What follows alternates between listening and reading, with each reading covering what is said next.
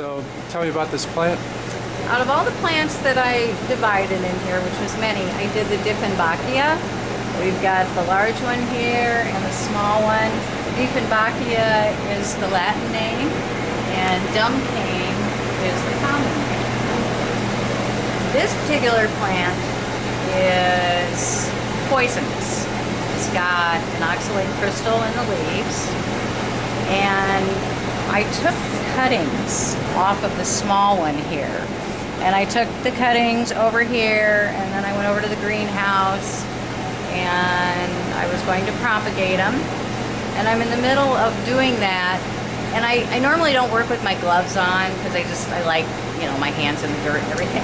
So after about, I don't know, 15 minutes of working with the cuttings, pulling them off the plants and sticking them, my hands started to tingle.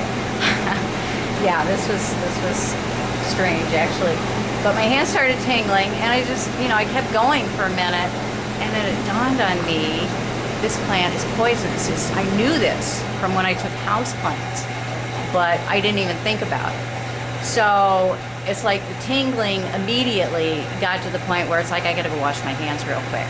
So I did. I stopped what I was doing, went over and washed my hands, which didn't really help. They were completely tingling, both of them. Very prickly, kind of like in pain type of thing. And I went in and I told Doug, I said, you know what? My hands are tingling. I've been taking, he's like, oh, that's because the plant's poisonous. I'm like, yeah, I knew that. I know that, but it didn't even dawn on me that something like that would happen. So I just put on gloves and continued what I was doing. The whole time my hands were kind of like in pain.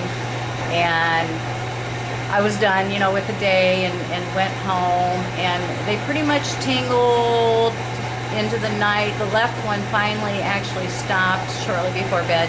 I woke up and my right hand was still tingling, and I called the poison center. I mean, again, I knew this, you know, I thought, well, I'm sure this, but I was just curious as to what they would say. And she had me describe the symptoms, and she said that's exactly what they do. They make your hands, you know, very prickly and tingly. She said it'll wear off if it doesn't cause. So it did. It lasted. The one hand lasted probably for about a day and a half. And so I made sure that everyone I ran into at that point, I tell them to wear gloves if they're ever going to do anything with the Dumbcane plant. So that was quite an experience.